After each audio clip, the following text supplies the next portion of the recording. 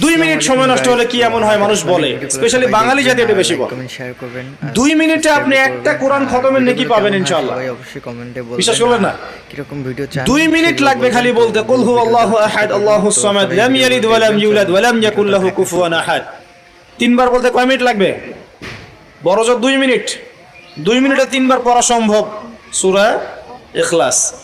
একবার পড়বেন কোরআনের 1/3 নেকি পেয়ে যাবেন ইনশাআল্লাহ। তাহলে 2 মিনিটে কোরআন খতম দেওয়া যায়? যায় কি যায় না? যায়, ফজিলত পাওয়া যায়। ভিডিওগুলো অনেক সুন্দর। 2 মিনিটে আপনি বলতে পারেন আল্লাহুম্মা সাল্লি আলা মুহাম্মাদ ওয়া সাল্লিম। অনেক ভালো লাগে ইসলামিক ভিডিও। আমরা বলি না যে 10 মিনিট সময় দে, 10 মিনিট সময় বস গল্প করি। হ্যাঁ, 10 মিনিট ফোনে নষ্ট করেন, ভিডিওগুলো কেমন হয় 10 মিনিট আড্ডা পিটান, বন্ধুদের সাথে এরকম ভিডিও চান আসরের মধ্যে বসে পড়েন। 10 মিনিটে আপনি এই ভিডিওগুলো দেখবেন। চলেন কোরআনের বিশুদ্ধ সূরাগুলো পড়তে পারবেন। 10 মিনিটে কমসে কম 100 বার পড়তে পারবেন সুবহানাল্লাহ সুবহানাল্লাহ সুবহানাল্লাহ।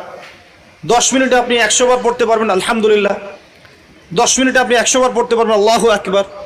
10 মিনিটে আপনি 100 বার পড়তে পারবেন লা ইলাহা ইল্লাল্লাহ। পারা যাবে না এগুলো?